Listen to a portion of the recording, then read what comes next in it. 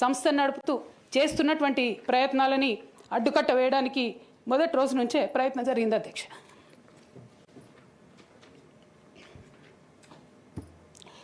కానీ ఎక్కడ కూడా నేను తెలంగాణ బిడ్డలని, తెలంగాణ ప్రజల్ని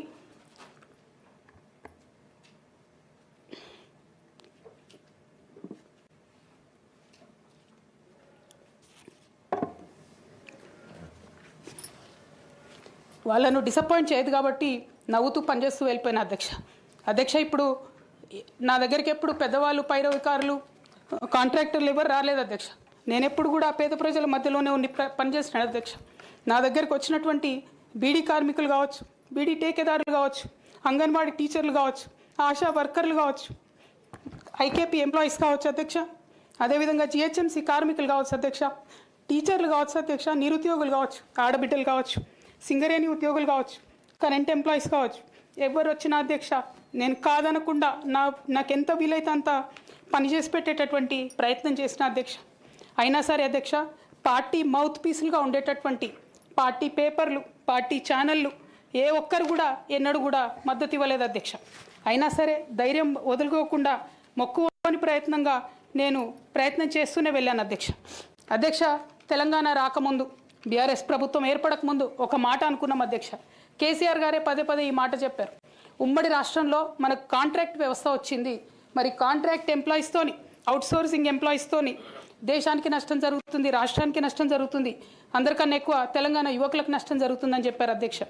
ఆనాడు వారు సరదాగా ఒక మాట అనేవాళ్ళు, అందరికీ కాంట్రాక్ట్ పోస్ట్ ఉంది, మరి ముఖ్యమంత్రికి కూడా కాంట్రాక్ట్ పోస్ట్ ఉంటుందా అని చెప్పి ప్రశ్నించేవారు అధ్యక్ష. కానీ తెలంగాణ వచ్చిన తర్వాత 10 ఏళ్లలో కూడా కాంట్రాక్ట్ వ్యవస్థను మనం రద్దు చేసుకోలేకపోయినాం అధ్యక్ష.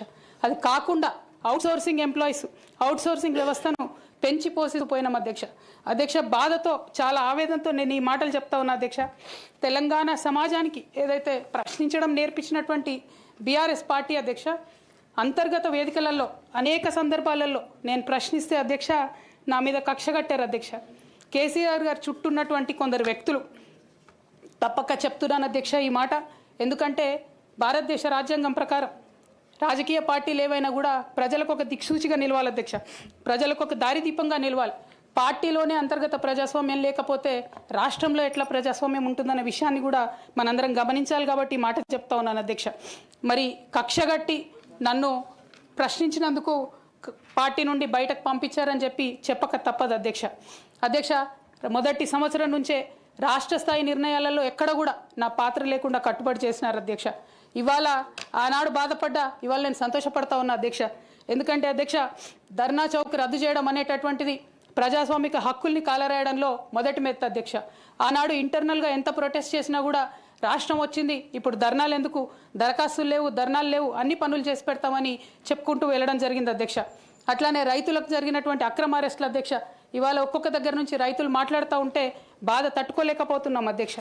అదేవిధంగా పార్టీలో జరుగుతున్నటువంటి అవినీతి అధ్యక్ష, ప్రభుత్వంలో జరుగుతున్నటువంటి అవినీతిని ఎప్పటికప్పుడు నేను వారి దృష్టికి తీసుకెళ్లడం జరిగింది అధ్యక్ష. అమరజ్యోతి నుంచి మొదలు పెట్టుకుంటే అధ్యక్ష, అంబేద్కర్ విగ్రహం దగ్గర నుంచి మొదలు పెట్టుకుంటే అధ్యక్ష, సెక్రటేరియట్ నుంచి మొదలు పెట్టుకుంటే అధ్యక్ష, కలెక్టరేట్లలో కూడా తీరని అవినీతి జరిగిన మాట ముమ్మాటికి వాస్తవం అధ్యక్ష. దీనికి పెద్ద ఉదాహరణలు సిద్దిపేట, సిరిసిల్లలో కట్టినటువంటి కలెక్టరేట్లు 2 వచ్చినటువంటి మొదటి వర్షానికే 2 కూడా మునిగిపోయినాయి అధ్యక్ష. ఆ విజువల్స్ అందరం కూడా మనం చూడడం జరిగింది. ఇక సిద్దిపేటలో, సిరిసిల్లలో కట్టిన కలెక్టరేట్లకే దిక్కు లేకపోతే మొత్తం రాష్ట్రంలో కట్టినటువంటి అన్ని బిల్డింగ్లు ఎట్లుంటాయన్న విషయాన్ని కూడా ఒకసారి తెలంగాణ ప్రజలు ఆలోచించుకోవాలి అధ్యక్ష. ఒక పక్క నిజం మాట్లాడే వాళ్ళను, సూటిగా మాట్లాడే వాళ్ళను, ఉన్నట్టు చెప్పే వాళ్ళను రిస్ట్రిక్ట్ చేయడమే కాకుండా అధ్యక్ష, ఉద్యమకారుల విషయంలో తీరని నిర్లక్ష్యం గురైంది అధ్యక్ష. అనేక సందర్భాల్లో నేను పార్టీ నాయకులని, పెద్ద నాయకులను కూడా అనేక సందర్భాల్లో అడిగిన అధ్యక్ష. వేరే విధంగా సహకరించకపోతే, వేరే విధంగా వాళ్ళకి హెల్ప్ చేయలేకపోతే కనీసం సీఎం రిలీఫ్ ఫండ్ కింద మనిషికి 10 లక్షలు ఇద్దాం, ఎక్కడోళ్ళు అక్కడ సెటిల్ అయిపోతారు అధ్యక్ష అని కూడా అడిగినాం అధ్యక్ష. అది కూడా చేయలేదు. 43 లక్షల మందికి పెన్షన్లు ఇస్తున్నామని గర్వంగా మనం చెప్పుకుంటున్నాం. ఉద్యమకారులు కాన్స్టిట్యున్సీకి 1000 మంది కూడా ఉండరు. ఆ 1000 మందిని పట్టుకుంటే ఇంకో 1,00,000 మందికి ఎక్కువైతుంది. వాళ్ళకు పెన్షన్ ఇస్తే లాగా ఉంటుంది, గౌరవంగా ఉంటుందని అనేక సందర్భాల్లో చెప్పినాం అధ్యక్ష. అది కూడా 69లో పనిచేసినటువంటి ఉద్యమకారులు వాళ్ళ స్ఫూర్తిని తీసుకొనే మనం ముందుకెళ్ళినామని మనం చెప్పుకున్నాం అధ్యక్ష. కానీ వారిని కూడా ఎన్నడూ కూడా గుర్తించలేకపోయినాం అధ్యక్ష. అదేవిధంగా విద్య విషయంలో అధ్యక్ష, మన మెయిన్ ట్యాగ్ లైన్ నీళ్లు, నిధులు, నియామకాలు అనేటటువంటి మన మెయిన్ ట్యాగ్ లైన్ ఏదైతే ఉంటుందో అధ్యక్ష అన్నిటినీ కూడా గండుగొట్టుకుంటూ పోయినాం అధ్యక్ష. విద్య విషయంలో, నియామకాల విషయంలో, అన్ని విషయాల్లో అదే జరిగింది అధ్యక్ష. అదేవిధంగా కొందరు ప్రజాప్రతినిధులు చేస్తున్నటువంటి దురాగతాలని కూడా ఎప్పటికప్పుడు నేను అధిష్టానానికి చేరవేసిన అధ్యక్ష. దాని మీద ఎటువంటి చర్యలు లేవు అధ్యక్ష. దానికి ప్రత్యక్ష నిదర్శనం ఇసుక దందాల్లో చేసినటువంటి అక్రమాలతోని నేరేళ్ల లాంటి దురాగతాలు జరిగినాయి అధ్యక్ష. దళిత బిడ్డల మధ్యలో అనవసరంగా బలైపోయినారు అధ్యక్ష. కానీ దాని మీద కూడా ఎటువంటి చర్యలు తీసుకోకపోవడం, అది అప్పుడు బీఆర్ఎస్ ప్రభుత్వం తీసుకోకపోవడం, ఇప్పుడు కాంగ్రెస్ ప్రభుత్వం చర్యలు తీసుకోకపోవడం కూడా చాలా దారుణం అధ్యక్ష. బోధన్ షుగర్ ఫ్యాక్టరీ అధ్యక్ష, నా ప్రాంతం అధ్యక్ష, నా బోధన్ మా అత్తగారిల్లు. ఒక 10 ఏళ్లలో కనీసం ఒక 100 సార్లు అడుగుంటాం అధ్యక్ష బోధన్ షుగర్ ఫ్యాక్టరీని తెరిపియాలని చెప్పి. బోధన్ షుగర్ ఫ్యాక్టరీ విషయంలో చేసినటువంటి నిర్లక్ష్యానికి మాత్రం నేను పర్సనల్గా చాలా అవమానంగా ఫీల్ అయిన అధ్యక్ష. అయినప్పటికీ ఇప్పటికి కూడా బోధన్ షుగర్ ఫ్యాక్టరీ తెరచకపోవడం, తెలంగాణ వచ్చి కూడా మా బోధన్ బిడ్డలకు న్యాయం జరగలేదన్న విషయం అర్థమవుతా ఉంది అధ్యక్ష. అదేవిధంగా అధ్యక్ష కేసీఆర్ గారి దగ్గర మాట్లాడే ధైర్యం నాకు ఒక్కదానికే ఉంది కాబట్టి అధ్యక్ష ఈ అన్ని అంశాలు నేను ఎప్పటికప్పుడు అడుగుతూ వెళ్ళినా అధ్యక్ష. సరే పర్సనల్గా వారు నాకు తండ్రి, పార్టీ అధ్యక్షులు, ఒక 2 విషయాలు చేసినా ఒక 2 విషయాలు చేయకపోయినా నడుస్తుంటుంది పార్టీ అన్నప్పుడు, ఇంత పెద్ద వ్యవస్థ ఉంటే అనుకోవచ్చు అధ్యక్ష.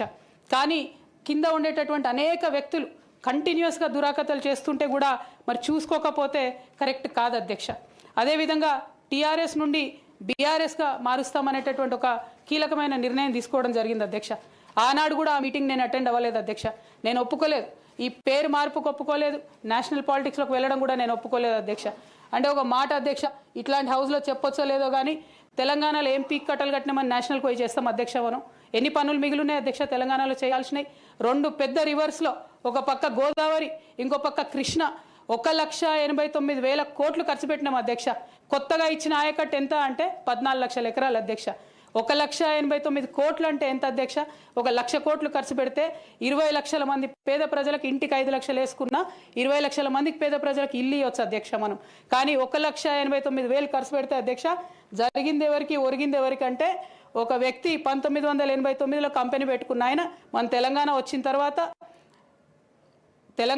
తర్వాత ఫోర్బ్స్ జాబితా ఉంటుంది అధ్యక్ష.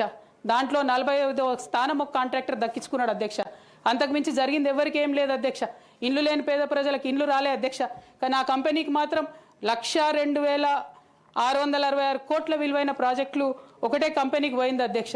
ఇది ప్రైవేట్ విషయం అని అనిపించవచ్చు అధ్యక్ష. కానీ తెలంగాణ రాష్ట్రం తెచ్చుకున్నదే ట్రాన్స్పరెన్సీ కోసం, తెలంగాణ రాష్ట్రం తెచ్చుకున్నదే అకౌంటబిలిటీ కోసం, తెలంగాణ రాష్ట్రం తెచ్చుకున్నదే ఇండిపెండెన్స్ కోసం. ఇవేవి లేనటువంటి తెలంగాణ రాష్ట్రాన్ని మనం ఊహించని కూడా ఊహించలేము అధ్యక్ష. చూసుకుంటూ ఊరుకోవడం కూడా సరికాదు అధ్యక్ష. అదేవిధంగా అధ్యక్ష ఇంకో పక్క తెలంగాణను పదే మోసం చేస్తున్నటువంటి భారతీయ జనతా పార్టీ అధ్యక్ష ఒక్క ప్రాజెక్ట్ కూడా నేషనల్ ప్రాజెక్ట్ హోదా ఇయ్యలేదు అధ్యక్ష. ఒక్కటంటే ఒక్కటి కూడా విభజన హామీలు అమలు చేయలేదు అధ్యక్ష. ఐఐటిఆర్ లాంటి సంస్థ మన దగ్గర వస్తే ఎంతోమంది యువకులకు ఉద్యోగాలు వచ్చాయి అధ్యక్ష. అవి పర్సనల్గా ఇవ్వకుండా ఆపారు అధ్యక్ష. అనేక కంపెనీలకు అయితే మీరు మహారాష్ట్ర బోండి, గుజరాత్ బోండి అని చెప్పి భారతీయ జనతా పార్టీ పెద్ద నాయకులు చెప్పి ఇక్కడ యువకులకు అన్యాయం చేశారు అధ్యక్ష. భారతీయ జనతా పార్టీ మీద ఎడతెగని పోరాటం నేను చేశాను అధ్యక్ష. అది పార్లమెంట్లో మాట్లాడడం కావచ్చు, బయట మాట్లాడడం కావచ్చు, అనేక అంశాల మీద కొట్లాడడం కావచ్చు అధ్యక్ష. ఇంత చేస్తే కేసీఆర్ గారి మీద కక్షతో అధ్యక్ష ఆఖరికి నన్ను జైల్లో కూడా పెట్టడం జరిగింది అధ్యక్ష. అయినప్పటికీ ఏనాడు మా పార్టీ నాకు అండగా నిలబడలేదు అధ్యక్ష. 3 సంవత్సరాలు నేను ఒక్కదాన్నే ఈడీతోని, సిబిఐతోని అనేక అంశాల్లో కొట్లాడుకున్న తప్పితే ఎక్కడ కూడా పార్టీ అండగా నిలబడలేదు అధ్యక్ష. ఇది ఎందుకు చెప్తా ఉన్నా అంటే అధ్యక్ష, ఒక పార్టీ అంటే ఒక సంఘం అధ్యక్ష. ఒక సంఘం అంటే ఒకే భావజాలంతో కలిసి పనిచేసే వ్యక్తులు అధ్యక్ష. ఒకడు పడిపోతే వాడిని ఎత్తుకొని పోతారు అధ్యక్ష, భుజాల మీద తీసుకొని పోతారు అధ్యక్ష. లేదు నువ్వు మా భావజాలంతో కరెక్ట్గా లేవంటే తీశానాడే అవతల పడేయాలి అధ్యక్ష. అట్లా కాకుండా అదే పార్టీలో కొనసాగాలి, కానీ పార్టీ మీకు అండగా నిలబడదు అనేటటువంటిది కరెక్ట్ కాదు అధ్యక్ష. ఇది డెమోక్రటిక్ సిస్టంలో కాన్స్టిట్యూషన్ స్పిరిట్ని తీసుకొని పనిచేసేటటువంటి పొలిటికల్ పార్టీస్ బిహేవ్ చేయాల్సినటువంటి పద్ధతి కాదు అధ్యక్ష. ఇవన్నీ ఇట్లా జరుగుతూ వస్తున్నటువంటి క్రమంలో బీఆర్ఎస్ పార్టీ అధికారం కోల్పోయింది అధ్యక్ష. అధికారం కోల్పోయిన తర్వాత కాంగ్రెస్ పార్టీ వచ్చి ఒక ఎంక్వైరీ చేసింది అధ్యక్ష, ఘోష్ కమిటీ అని. బీఆర్ఎస్ పార్టీలో ఉన్నటువంటి ఏ పెద్ద నాయకుడు కూడా మాట్లాడాడు అధ్యక్ష. కేసీఆర్ గారు అంటే ఎవరు మాట్లాడరు, అదే కేటీఆర్ గారినో హరీష్ రావు గారినో అంటే అందరు లేచి నిల్చొని మాట్లాడతారు అధ్యక్ష. నేను ఒకటే అంటే అధ్యక్ష, ఒక నాయకుడిని నమ్ముకొని ప్రాంతీయ పార్టీ అంటే ఏంది అధ్యక్ష? ఒక నాయకుడు అధ్యక్ష. ఆ నాయకుడు ఆయన భావజాలం, ఆయన ఐడియాలజీ మీద నడిచేదే ప్రాంతీయ పార్టీ. అది ఎన్టీఆర్ గారు పెట్టిన పార్టీ కావచ్చు, కేసీఆర్ గారు పెట్టిన పార్టీ కావచ్చు. ఆ పార్టీ నాయకుడికే దెబ్బ తగిలితే, ఆ పార్టీ నాయకుడి మీదకే మచ్చ వస్తే పార్టీ మనుగడకే అర్థం ఉండదనేటటువంటి ఉద్దేశంతో ఘోష్ కమిటీ అప్పుడు కూడా నేను ఒక్కదాన్నే జాగృతితోని ధర్నా చేసిన అధ్యక్ష. ఏ ఒక్కరు మాట్లాడరు అధ్యక్ష. ఆ తర్వాత అర్ధరాత్రి 2 గంటలకు కాంగ్రెస్ ప్రభుత్వం అసెంబ్లీలో సిబిఐ ఎంక్వైరీకి ఇస్తామంటే కూడా తెల్లారి 12, 1 గంటలు 2 గంటల వరకు కూడా మా బీఆర్ఎస్ పార్టీలో ఒక్క పెద్ద నాయకుడు కూడా మాట్లాడాడు అధ్యక్ష. కేసీఆర్ గారిని ఏమన్నా మాట్లాడరు అధ్యక్ష.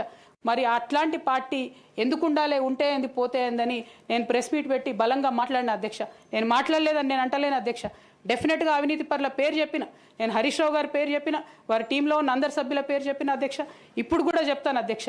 కానీ అధ్యక్ష చెప్పిన తర్వాత తెల్లారి 2 గంటల లోపల నన్ను సస్పెండ్ చేసిండ్రు అధ్యక్ష. నేను ఒకటే కోరుతా ఉన్నా అధ్యక్ష. ఇందాక నేనైతే representation of people's act quote చేసినాను అధ్యక్ష. అందులో సెక్షన్ 19.1C అని కూడా ఉంటుంది అధ్యక్ష. ఇది రైట్ టు అసోసియేషన్లో అధ్యక్ష ఆర్టికల్ 19.1C. అంటే ఒక అసోసియేషన్లో మనం మెంబర్ అయినంత మాత్రాన ఖచ్చితంగా ఆ party membership does not place an individual outside the constitution అధ్యక్ష.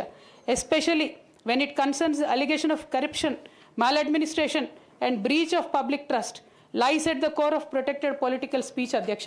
Political speech has to be protected by Constitution of India అధ్యక్ష. అదే విధంగా అధ్యక్ష డిసిప్లినరీ యాక్షన్ కమిటీ అన్నారు అధ్యక్ష.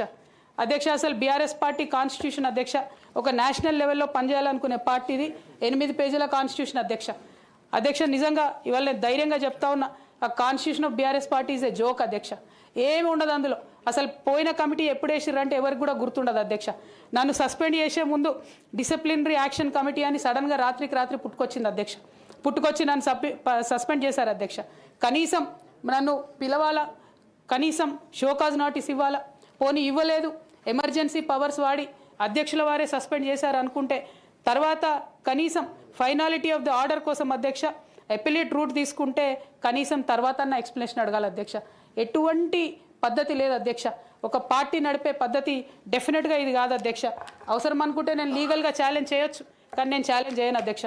ఎందుకంటే ఎటువంటి పద్ధతి లేనటువంటి బీఆర్ఎస్ పార్టీ నుండి, ఎటువంటి నైతికత లేనటువంటి బీఆర్ఎస్ పార్టీ నుండి దూరం అవుతున్నందుకు ఇవాళ నేను చాలా సంతోషిస్తున్నా అధ్యక్ష. నా కుటుంబం, నా పార్టీ, నా రక్తం, నా చెమట, నేను 20 సంవత్సరాలు తెలంగాణ ఉద్యమం కోసం నేను పడ్డటువంటి శ్రమ, నేను చేసినటువంటి కష్టం గుర్తించకుండా ఒక చిన్న ఉరి తీసేవాడిని కూడా అడుగుతారు అధ్యక్ష. ఈ దేశంలో అంత మంచి దేశం మనది, అయినా కూడా సస్పెండ్ చేశారంటే చాలా సంతోషిస్తున్నా అధ్యక్ష. ఇవాళ నేను వేరే ఏం లేదు.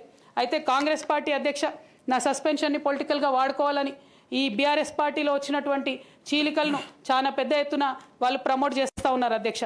ప్రత్యేకించి వారు నాపై చేస్తున్న ఆరోపణ అధ్యక్ష ఇది ఆస్తుల పంచాయతీ, ఆత్మగౌరవం పంచాయతీ కాదని చెప్తా ఉన్నారు అధ్యక్ష. నేను ఇవాళ మీ ద్వారా తెలంగాణ ప్రజలకు చెప్పదలుచుకున్న అధ్యక్ష. అధ్యక్ష నాకు దైవభీతి ఎక్కువ అధ్యక్ష, దైవ భక్తురాలు నేను. లక్ష్మీ నరసింహస్వామి మా ఇంటి దేవుడు అధ్యక్ష.